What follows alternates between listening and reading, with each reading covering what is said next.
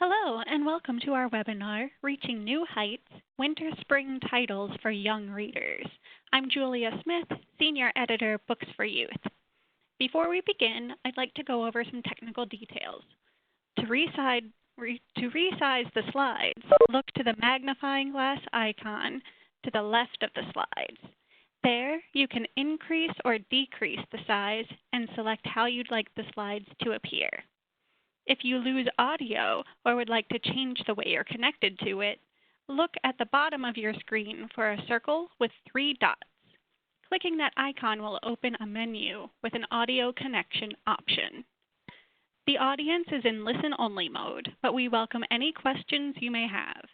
On the right side of your screen is a control panel with an area at the bottom for Q&A. Simply type your questions into the field and click Send.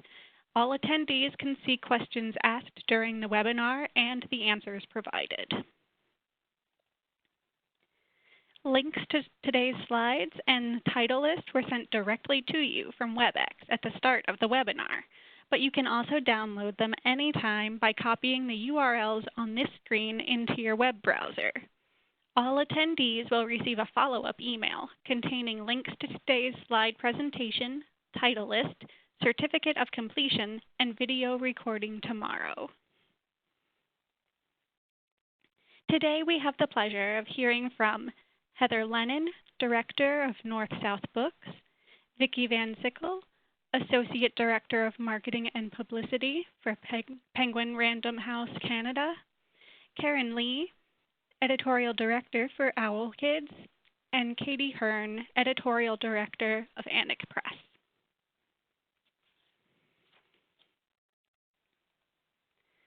First, we'll hear from Heather Lennon. Heather is the U.S. Director of international picture book publisher NorthSouth Books. She has been with the company for 11 years and has worked in children's book publishing since 1996. She is passionate about picture books and privileged to work with amazing NorthSouth authors and illustrators such as Lisbeth Zwiger, Torben Coleman, John Para, and of course Marcus Pfister, author of The Rainbow Fish. Welcome, Heather. The floor is yours. Thank you. I hope you can hear me. I'm happy to be here today, and I'm really glad that you're all here as well. Thanks for tuning in. First, I'd just like to tell you a little bit about NorthSouth. For the past 30 years, NorthSouth Books has published a wide range of high-quality picture books. We began in 1989 as an English language imprint of the Swiss-based NorthSouth Verlag. We publish 20 to 30 titles each year with a truly international list of titles and authors from around the globe. I'm going to highlight a few of our fall titles that are out now before I move into spring-summer. Starting with Ada and the Number Crunching Machine. She invents crazy contraptions, solves big sums, and reads all of the books from the library. Although she may look like an ordinary little girl, Ada Lovelace will change the world. English author Zoe Tucker and Austrian illustrator Rachel Kopstaller tell the amazing true story of a little girl who didn't go to school but grew up to create the world's first computer program. Farokh has called it an impressively balanced mix of engaging description and important facts, with a quick explanation of the gender politics of the time and information about Ada's legacy. Inspiring, feminist, and informative in equal parts. Snow for Everyone. Jerusalem is a special place. It brings people together and rarely snows. When one day it does snow, 3 friends have a playful debate about who the snow belongs to. When they ask some of the most trusted people in their community, they have a great surprise. The priest, the rabbi, and the imam all say the same thing. Here is a joyful story about sharing and how we are more similar than different. German author Antonie Schneider is a former elementary school teacher. She has also written numerous other books for NorthSouth, including the best-selling Advent storybook. Pei Yu Chang was born in Taipei, Taiwan. She currently lives in Germany, and she is the author-illustrator of Mr. Benjamin's Suitcase of Secrets, also published by NorthSouth. Wilhelm's Journey. When a young child finds her great-grandfather Wilhelm's journal detailing his voyage across the Atlantic as an immigrant sailing from Germany to America in 1872, she is transported back in time. The journal entries capture young Wilhelm's hopes of escaping poverty, the adventure and poignancy of leaving all that is familiar behind, the wonders of life on the open sea, and the work of the sailors. Sidebar facts throughout offer insights about navigational tools, seamen's knots, sea creatures, and more in this historical picture book about the great age of immigration and life aboard a sailing ship. Anke Barr created this project in conjunction with the German Immigration Center in Bremerhaven, Germany, where she came into contact with the topic of historical immigration overseas. Now we're moving into spring, and this is our lead title for spring. We're really excited about it. The True Story of Zippy Chippy, the Little Horse That Couldn't. This is a true story about the famed racehorse who lost every race but won everyone's heart. The love Zippy inspired from his family at the horse farm to the crowds at the track is the real story here. Descended from legendary racehorse Man of War, Zippy Chippy went on to lose 100 races. A real racehorse, Zippy currently lives in Saratoga Springs and is active in humane thoroughbred retirement charities. The story of Zippy shows everyone that win, lose, or draw, it takes guts to compete, and that you can lose and still be a winner. R.E. Bennett lives in New York City and is best known for his very funny book, Poopendous. And illustrator Dave Zale is an award-winning illustrator, aspiring author, and college professor who lives in Ohio. Dr. Mouse. It's a very funny book coming up this spring. Friendly Dr. Mouse is happy to help all of his patients, but he can only see them one at a time. When the dog, the hen, the owl, and the fox start talking to themselves in the waiting room, they start to resolve problems themselves. Will dog find a new friend? Will hen lose her fear? Will fox get a new pair of glasses? This is a humorous story that will tickle your funny bone. Written by German author Krista Kempter and illustrated by one of NorthSouth's favorite artists, Amélie Jakowski, who resides in France. Her best-known picture book, The Bad Mood, has been translated into over 10 languages. Clara the Rhino by Kathleen Hearn and Laura Fuchs. Based on historical accounts of a real rhino's travels across the world, her steady narrative and Fuchs' bright and detailed illustrations make this tale a cheerful one, said Kirkus. When a baby rhino is orphaned in 18th century India, a gentle sea captain from Holland, Huey Vandermeer, takes her to Europe with him. Clara wins the hearts of everyone, from villagers, princes, kings, and queens who've never seen a rhino before. All are delighted by the gentle giant, whose image soon becomes ubiquitous on posters, coins, and statuettes. And Clara becomes an international sensation. This is based on a true story, and it is very charming and sweet, and the artwork is kind of over the top luscious. Lemon Child. The lemons on the tree are finally ripe, and there is great excitement. Only one of the little lemons is still green. Little Tony has a mind of his own. The view from the lemon tree is enough for him. Who wants to go out into the big wild world?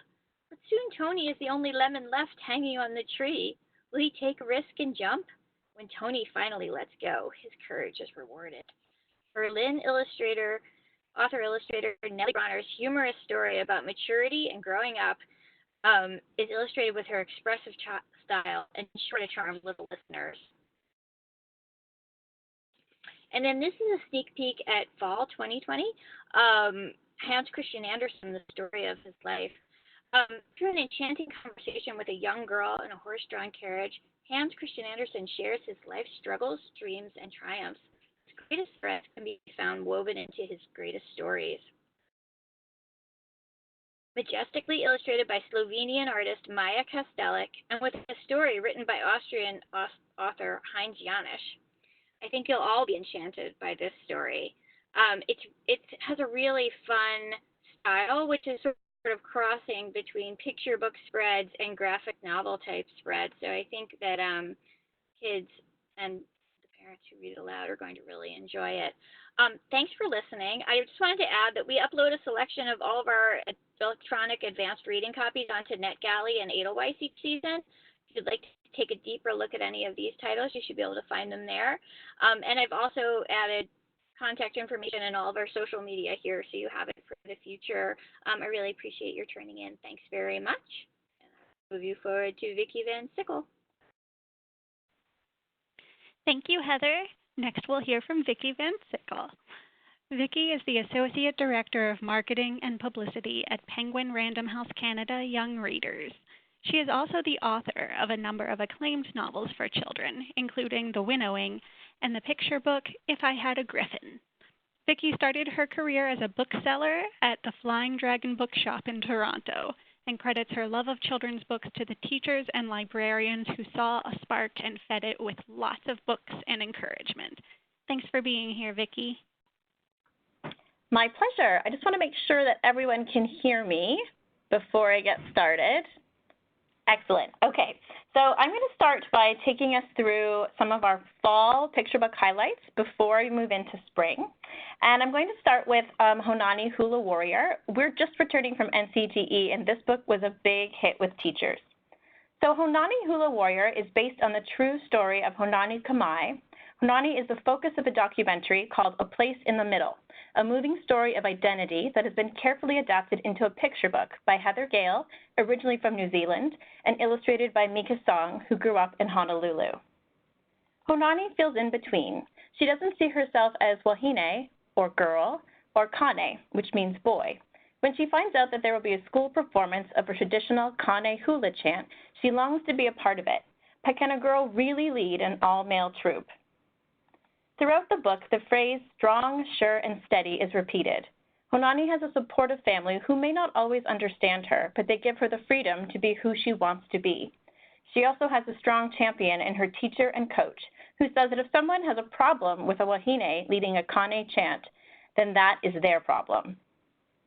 Honani Hula Warrior is many things. It is a warm-hearted story of gender identity and fluidity. It is a celebration of traditional Hawaiian culture, and it is the story of how a child learns to stand strong, sure, and steady and find her place in the world. Like Juliana's a Mermaid or I Am Jazz, this picture book is a necessary and accessible addition to classrooms and libraries and is one more sentence in the conversation about identity and culture. We have created an extensive educator's guide for teachers and parents looking to use this book in discussions of gender, identity, and Indigenous culture. Next, we have one of our breakout picture books from last year, Mary Who Wrote Frankenstein. This picture book about Mary Shelley is more than a biography. It introduces Mary as a young writer and celebrates writer's craft and the growth of an artist. It is a great introduction to Gothic stories, science fiction, and of course, Mary Shelley's life. Mary Shelley's Frankenstein is not only a classic of Gothic literature, but is widely considered to be the first work of science fiction, and she wrote it when she was only 18. She is the original rebel girl, and her story of hard work, determination, and overcoming hardship, such as the death of her mother as an infant, is inspiring and has much to offer contemporary dreamers. Featuring Julia Sarda's wonderfully Gothic illustrations, readers will be immersed in the imaginative and sometimes dark world of a young Mary Shelley. We've created a Write-In event kit perfect for libraries or schools looking to host a NaNoWriMo event or similar programming for aspiring writers. Next, we have Sergeant Billy, the true story of a goat who went to war. This well-researched and incredible story follows a goat from his small prairie town to the trenches of the First World War and back, through harrowing moments, sad moments, moments of camaraderie, and moments of celebration. There is something innately charming about goats, as the many, many goat-related social media accounts and the popularity of goat yoga can confirm. Illustrator Cass Reich, it captures the sweetness and silliness of our goat hero, Sergeant Billy, as he trains with soldiers, is smuggled to the front lines in a box of oranges, eats secret documents and is arrested for treason, and headbutts soldiers into a trench, saving them from a shell. All of these incidents are incredible, and all of them are true. This is a sensitive portrayal of the First World War and would be a gentle yet authentic introduction to the subject for young readers. The author does not shy away from some of the harsh realities of the trenches, but the tone, optimism, and of course the goat make this a suitable book for readers aged 3 to 7. We've created some adorable stickers for all those goat fans out there. At the end, we'll sort of have our information. Please let us know if any of our materials would be of use to you. We're happy to share. Next, we're going to go into our spring picture books, starting with one of my favorite series on our list, The Disgusting Critters by Elise Gravel. In spring 2020, we have 2 of 3 new titles in this nonfiction series, bringing the total to 10 disgusting yet awfully cute critters we think readers will love. Each Disgusting Critters book reads like an autobiography as written by the critters themselves, in which they are going to use their most disgusting and unbelievable facts to win you over. The combination of grossed out facts and humor is like catnip for young readers. Once they've read one, they will want to read them all. Elise's art is very graphic in style, and the books read like graphic novels without the panels. The text is large and easy to read for newly independent readers and provides excellent fodder for STEM projects and can also be used in language arts to teach persuasive writing and perspective. We are thrilled to add 3 new titles to this disgustingly cute series in 2020. They do not need to be read in any particular order, but they do look great together on a shelf. This is a great series for kids who are awaiting the next Narwhal and Jelly book or who prefer facts to fiction. I'm always fascinated by which titles people are attracted to, and the one that gets the most traction at trade shows is definitely Head Lice, in which people either run screaming away from the booth or run into it to pick it up. Either way, it is very hard to ignore the disgusting critters. To celebrate the relaunch and the end of this amazing series, we've created lots of materials, including a shelf talker, a one sheet, and we have a Disgusting Critters activity kit, which features activities and information from all of the books, and a perforated card so kids can join the Organization for the Defense of Disgusting Critters. Next, we have the Button Book, an engaging read-aloud that encourages kids to use their imagination by participating in the story. In the Button Book, a series of adorable animals find a new button on each page and invite the reader to clap, sing, and eventually go to sleep. Anyone who has spent 10 minutes with a toddler knows that kids love buttons. This book is perfect for the preschool set who will be sure to ask for multiple readings and will be happy to press the buttons on the page again and again. The return to the initial buttons as the book comes to the end helps with color and shape recognition. As I said, the book ends with a sleeping button to help calm readers down from all that clapping and singing, and making the Button Book an excellent pick for bedtime. We've created some lovely stickers, which, while not buttons exactly, will still sort of satisfy the same excitement in toddlers and kids. Next, we have Storyboat, a hopeful immigration narrative that assures children that home is something you carry with you. Storyboat was created in response to the current refugee crisis, but it has a much broader resonance and will be relatable to any child who is faced with a move or change. The book follows 2 children who are forced along with their family to flee the home they've always known. They must learn to make a new home for themselves wherever they are, and sometimes the smallest things, a cup, a blanket, a story, can become a port of hope in a terrible storm. As the refugees travel onward toward an uncertain future, they are buoyed by their hopes, dreams, and the stories that they will tell. Master storyteller Keo McClear's poetic and gentle text celebrates imagination and resilience. In a Publisher Weekly review, the creators are praised for telling a refugee story in simple language with everyday objects, making it graspable for young readers. Illustrator Rasheen Carrier is a star on the rise, and her limited palette and folk art style brings the children's imagination and hope to life. This is a personal story for both author Keo and illustrator Rasheen. Keo emigrated with her parents from the United Kingdom to Canada as a child, and Rasheen and her family were forced to flee their home on the border of Iran and Iraq when she was a child. As immigration and the refugee crisis continues to be front and center in the news, Storyboat is a wonderful resource to help children comprehend the issues and develop empathy and compassion. And pictured there, you can see the beautiful art card we've made for this book. Some of you may know children's performer Emily Arrow, who travels across North America to schools, libraries, and bookstores performing original songs based on popular picture books. Studio is her first picture book, featuring dynamic and brightly colored art by the Little Friends of Printmaking. It is a celebration of DIY culture and finding your own space to be creative wherever your artistic outlet may be. In Studio, a little bunny visits different artistic spaces and studios to see where and how art is made. Readers will see that there are many kinds of makerspaces, and everything from a recording studio full of special equipment to an empty corner of a bedroom can serve as a place for art to start. The illustrations provide lots for young readers to take in, much like Richard Scarry's beloved illustrations. Every subsequent reading reveals new details that hint at the many different ways of making art, inspiring young makers to find their own space and get creating. Emily Arrow draws on her musical background with rhyming text and an upbeat message that she will be putting to her own music as she has created her own song to accompany the book. The song based on the book is on Emily's Storytime Sing-Along Volume 3. You can learn more about Emily Arrow and her Storytime Sing-Along on Spotify, Apple Music, YouTube, and her own website. If you are not yet familiar with her work, I highly recommend taking some time this week and giving her a listen. I promise you'll be smiling and tapping your toes in no time.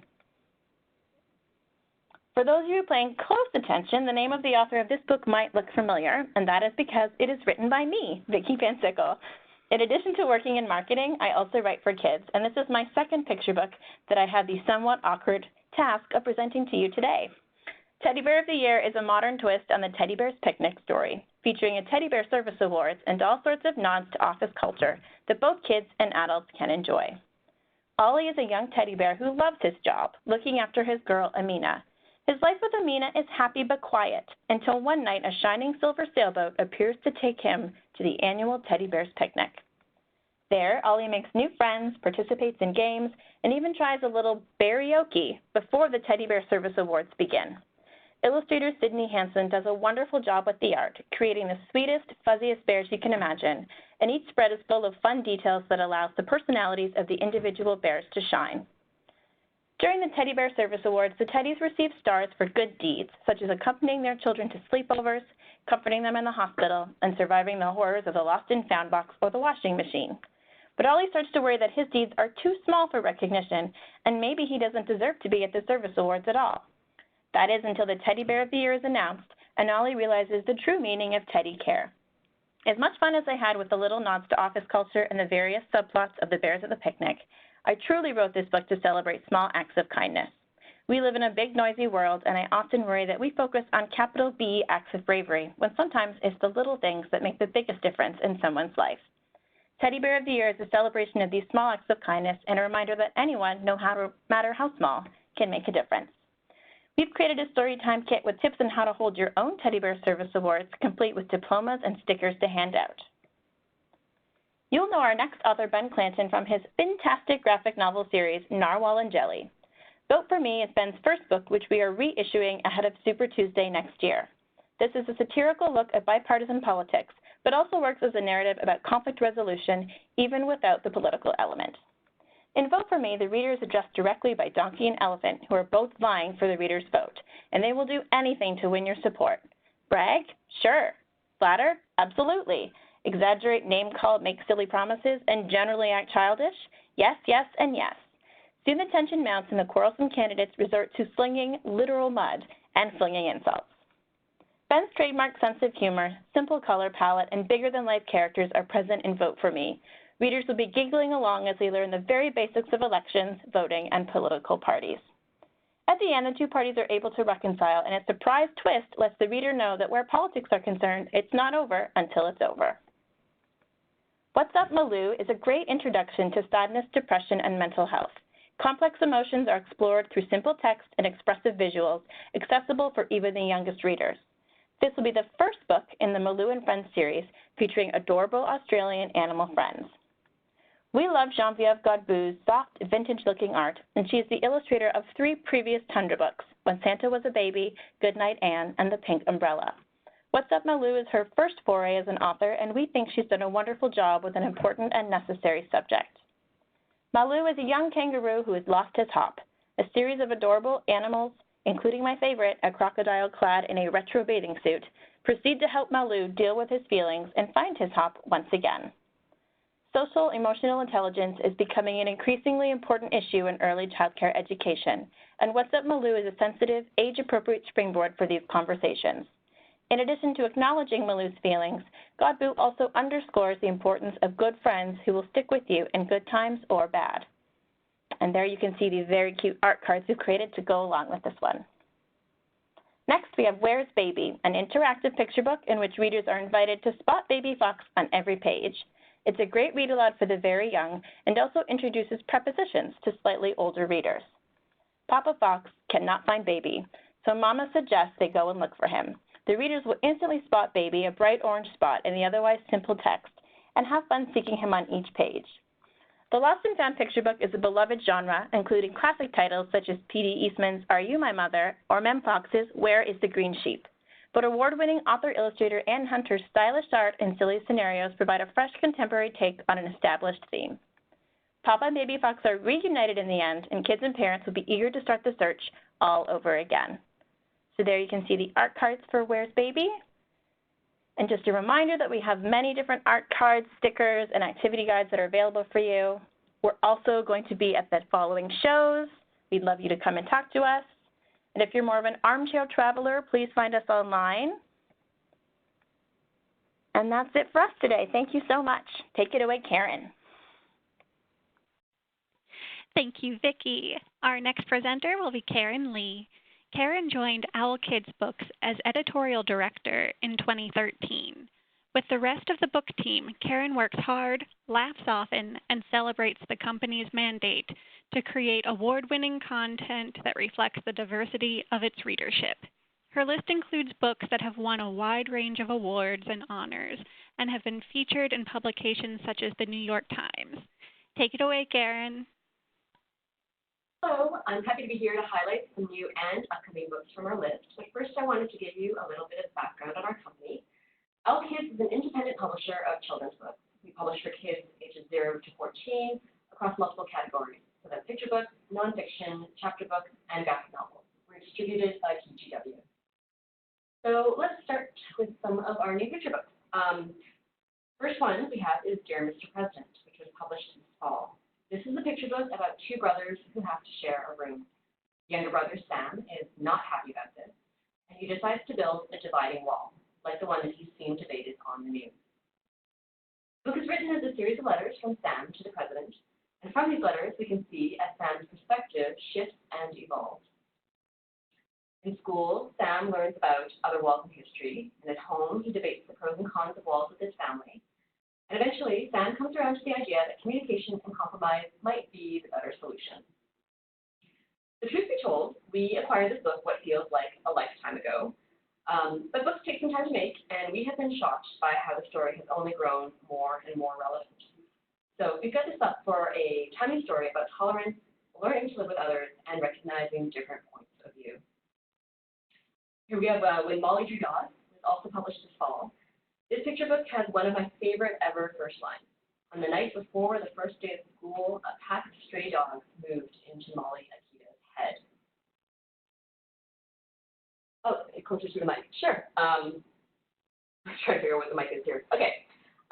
So this is a picture book that touches on the themes of anxiety, social emotional learning, and the power of art and imagination. It acknowledges the mental health challenges that many kids are dealing with today. Molly's dogs are friendly, but a bit wild, so Molly starts to draw them, and it helps her process her emotions. But not everyone can see the value of her constant doodling. Her grandma complains about the mess, her teacher tells her she needs to focus, and a letter is sent home. As her anxiety peaks, Molly runs away, and that night, her pack comes to her rescue in the most unexpected way. Once Molly is found, safe and sound, the adults around her come to realize the value of her unique coping mechanism. Next, we have Poppy and Sam and the Mole Mystery, published this fall. This is a picture book graphic novel hybrid, the second book in the series, with the third coming next fall. Both the first and second books are Junior Library Guild selections. This series tells the story of a girl, Poppy, and her accomplice, Sam the panda, as they solve the most charming little garden mystery. These books have speech bubbles and sequential art, which are elements that make them a great bridge to junior graphic novel. This time around, their friend Snuggles Molesley has lost a pair of pink glasses, so Poppy and Sam are on the hunt to find them. They come across a variety of objects while interviewing critters in the garden. They are successful in reuniting Snuggles with her glasses, but what to do with all these other treasures? Poppy and Sam throw a lost and found party, where all the misplaced objects are reunited with their owners. Okay, so now I'm moving ahead to some picture books that are publishing in the spring. I'm really excited to show you A Last Goodbye. This is the newest offering from Ellen Kelsey and Soyeon Kim, the creators behind three of our bestsellers you may recognize: You Are Stardust, Wild Ideas, and You Are Never Alone. A Last Goodbye draws moving comparisons between the different ways that certain animals grieve and how humans move, no, not how humans move, how humans mourn the loss of our loved ones. Like elephants, whales, chimpanzees, and dogs, we spend time, we touch, we support, and we cry. And like many animals, we take comfort from our memory.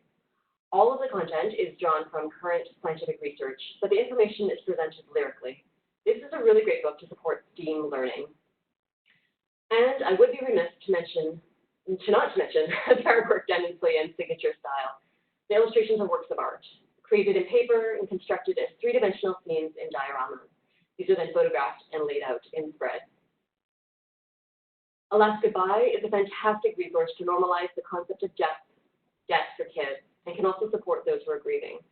And based on very encouraging early feedback, parents, teachers, and librarians are clearly looking for books in this area. We will be creating additional resources that will be available by the publication of the date of the book. We have a video interview with a grief counselor with some suggestions for how to use the book, plus a resource guide authored by 2 child psychologists. And here we have a new picture book. Oops, I just turned the page before I read it. Frida and the Blue Beetle by Sophie Gilmore. This, you might know Sophie from her debut picture book, Little Doctor and the Fearless Beast, which was one of our big hits for the spring. Little Doctor was a Kirkus Best Picture Book of 2019. It was named a Publishers Weekly Fine Start of Spring 2019. It received 3-star reviews and was also featured in the New York Times. We were really thrilled to see it take off. Frida and the Blue Beetle comes out this spring, and it does share some themes with her first book. It's a fantastical fable with a protagonist who comes to find her voice and to trust her heart.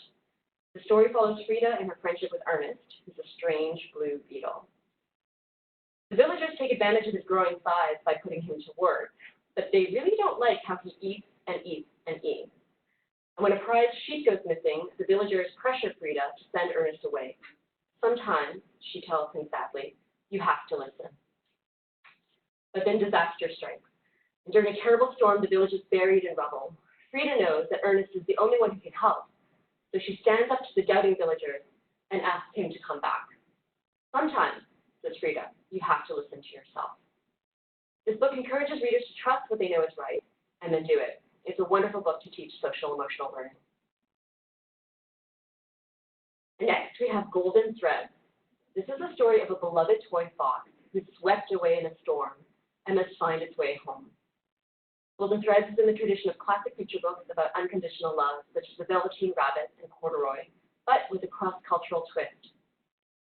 You may know Suzanne Del Rizzo as the author and plasticine artist behind the 2017 New York Times notable children's book, My Beautiful Bird. For this story set in Japan, however, Suzanne set aside her plasticine to collaborate with a fellow mixed media artist, Miki Sato, who is Japanese-Canadian. In fact, this is Miki's first picture book, and after reading and loving the manuscript, she told me she already had the perfect spool of golden thread for the illustration. But back to the story.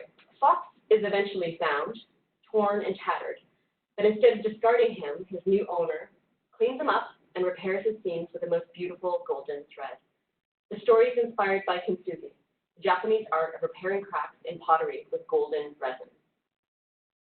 Kintsugi encourages us to repair rather than replace, and mending with gold shows us that we are stronger and more beautiful for our past experiences. Working together, Suzanne and Miki have created a really special picture book that honors diversity in all its forms. Next, we have You and Me Both, a truly delightful story for preschool-aged readers. Here's some fun backstory. Author Mahtab Narsimhan was inspired by a true story that went viral online about 2 boys who wanted the same haircut so that their teacher would think they were twins, but one boy was black and the other white.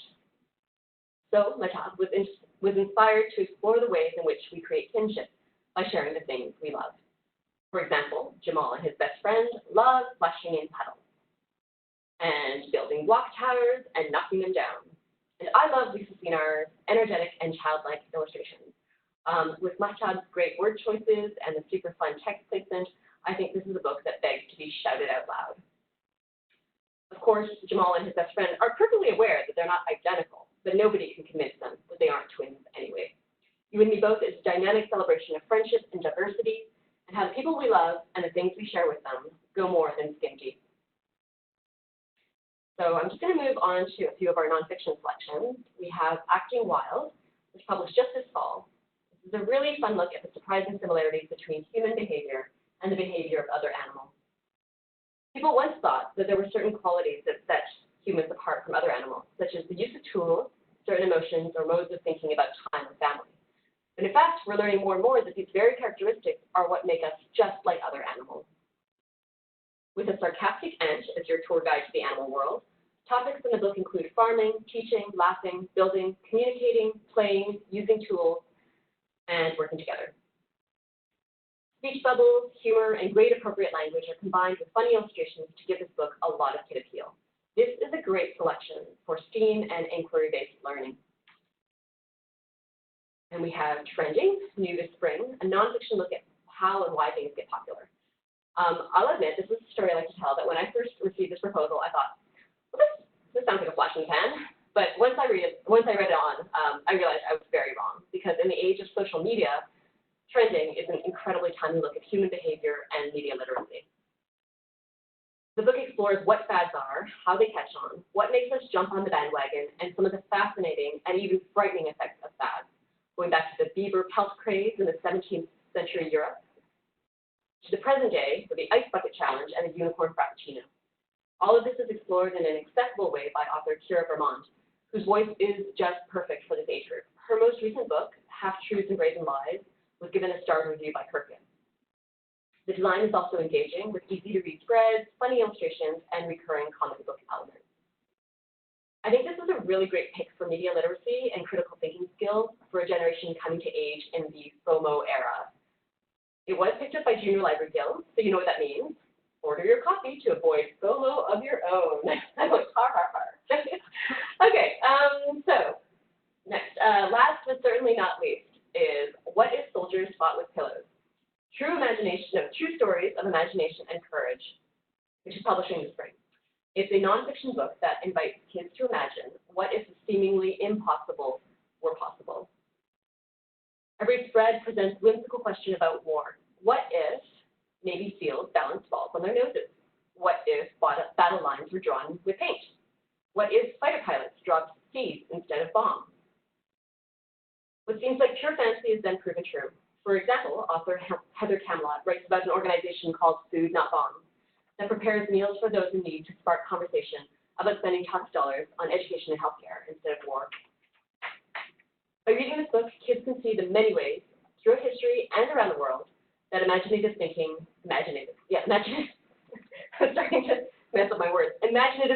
has successfully been applied to what would seem to be impossibly big problems. And I think the book is incredibly relevant in this powerful era of youth activism. I think it's also worth mentioning that we've already seen really great response to this book, with strong interest from publishers around the world looking to translate it.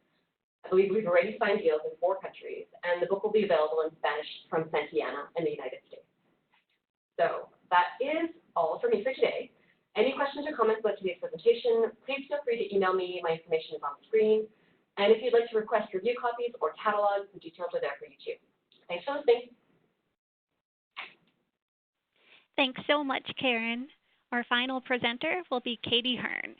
Katie is the editorial director at Annick Press, a Canadian-owned and operated children's book publisher founded in 1975. She oversees the acquisition and development of Annick's publishing program, which is made up of books for young readers of all ages. Bring us home, Katie. Good afternoon, everybody. Thank you so much for listening today. Just a little bit more about Annick. As was mentioned, we were founded in 1975. I'm coming to you today from Toronto, Canada, and it's always been key to Annick's philosophy that our books not only foster a love of reading from a young age, but that all kids see themselves and their experiences reflected in the titles we publish. To that end, I'm very excited to present to you some upcoming titles on our Winter 2020 list, starting with 3 debut picture books. First up is Salma the Syrian Chef by Dani Ramadan. So this is a lovely story about a little girl's quest to make her mom smile again. Salma and her mom have just moved from Damascus to a new country, and Salma notices that her mom, when she's not very busy, seems a little bit down, and she decides that she's going to make a dish of foul chamois, her mom's favorite recipe from home, to try and cheer her up. Unfortunately, Salma doesn't know the recipe, so she has to use all of her resources in bringing together the diverse neighbors in her community's welcome center where she lives, bringing them together to help her along her way. The story shows some of the difficulties that newcomers might face in coming to a new country, including language barriers and the idea of missing home and the familiar things. But it offers a message of hope that things can get better, especially with the help of a caring community. There's really wonderfully creative elements to this story.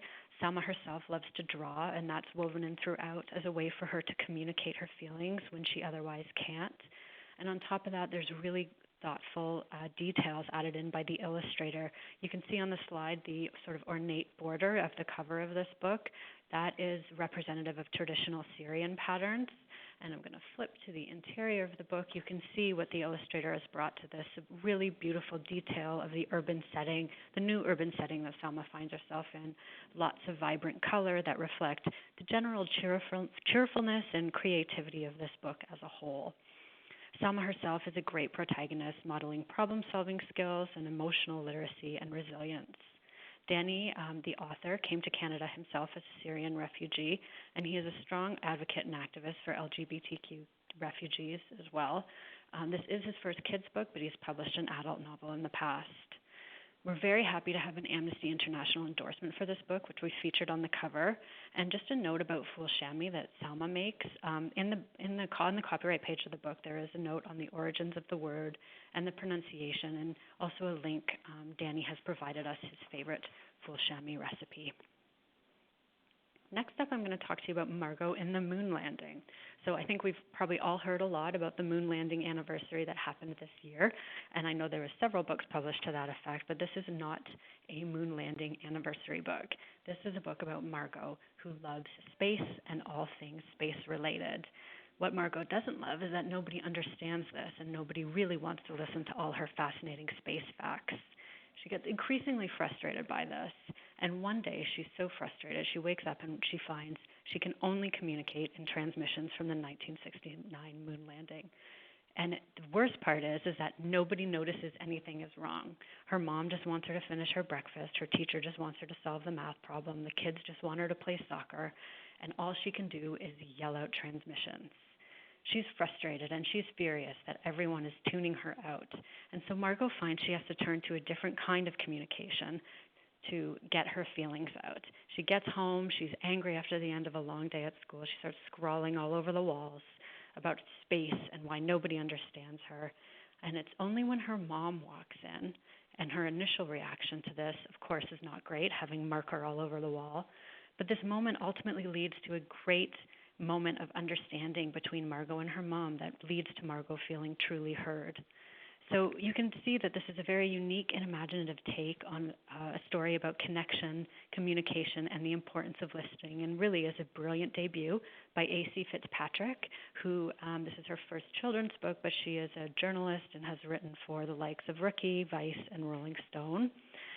It's also a debut picture book for Erica Medina, the illustrator.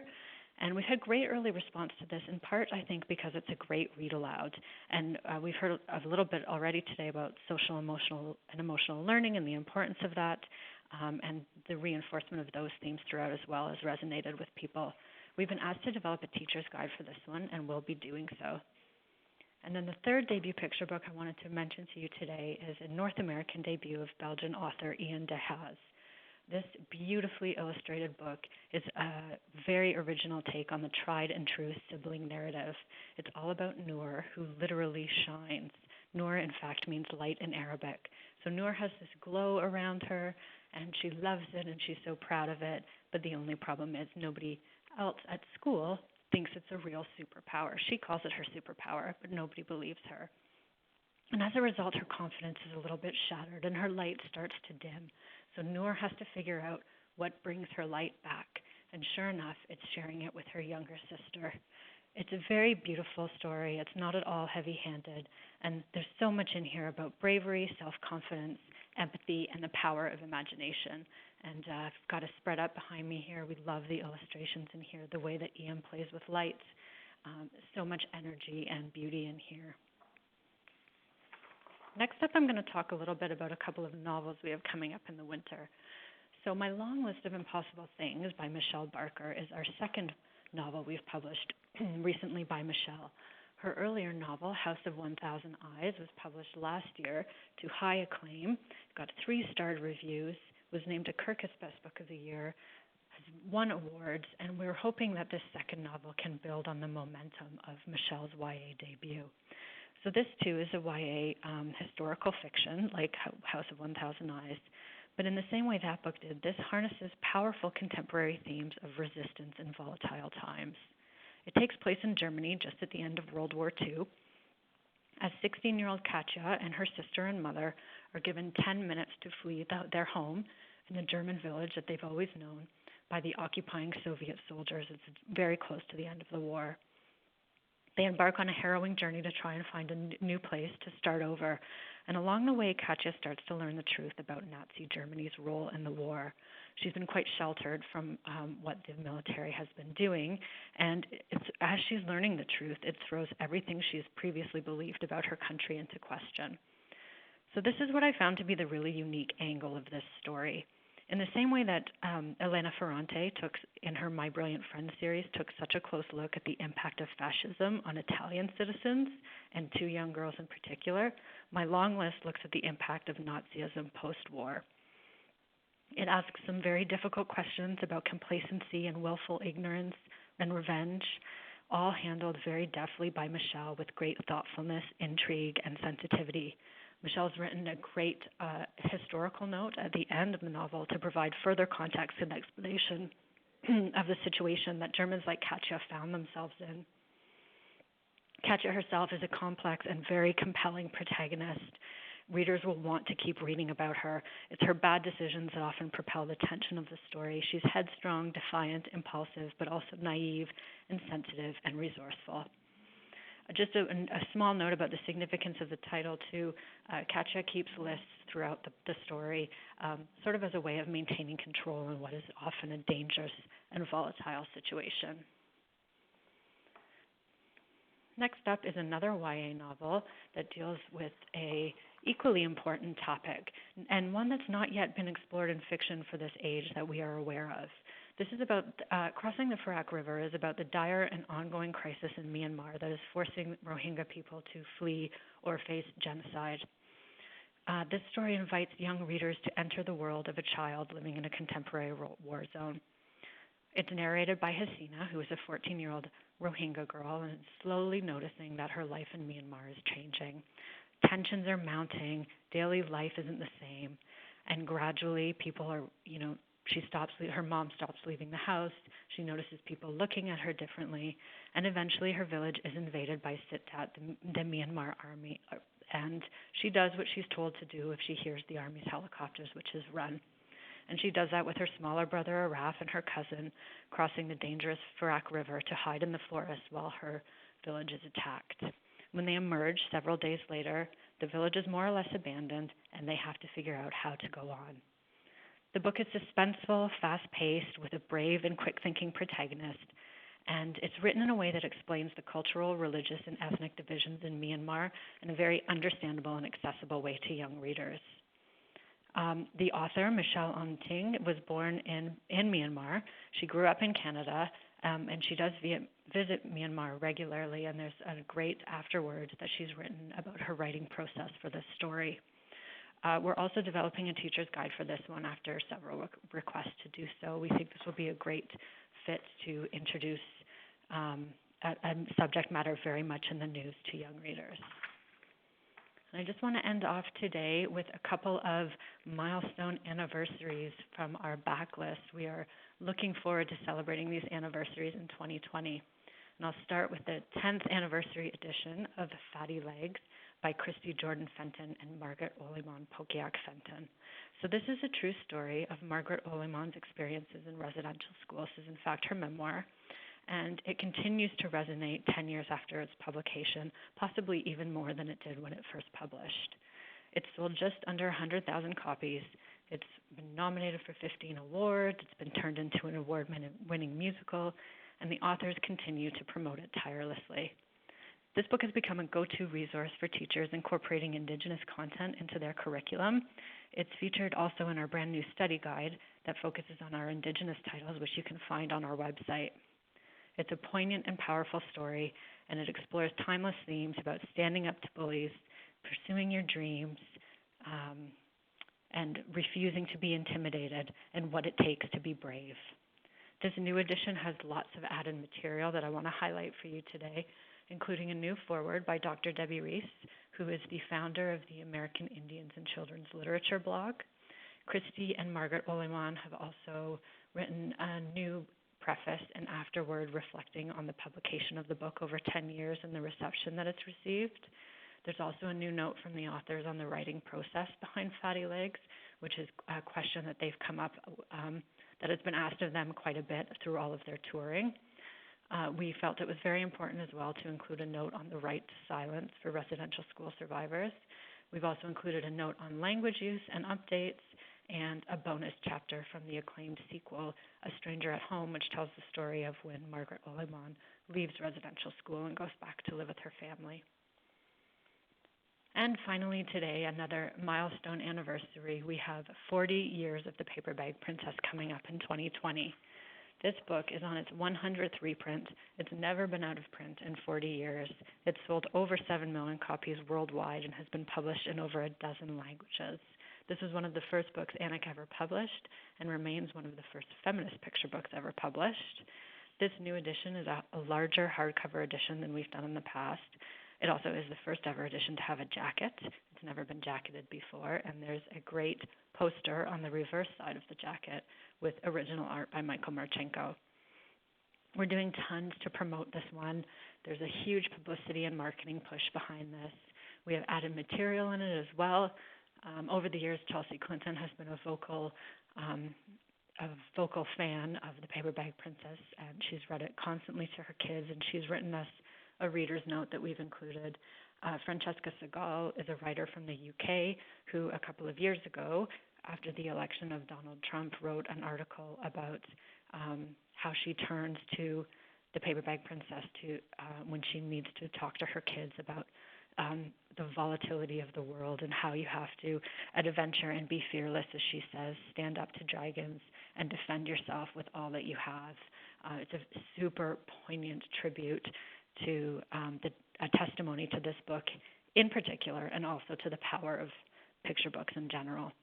We've also included an afterword by Robert Munch and his wife about the behind-the-scenes story of Paper Bag Princess, and we're going to have a birthday launch to dovetail with International Women's Day, the first ever Paper Bag Princess Day. We've already had 500 plus sign-ups for this from retailers and librarians and teachers, and you can see the link on the screen behind me if you would like to sign up as well.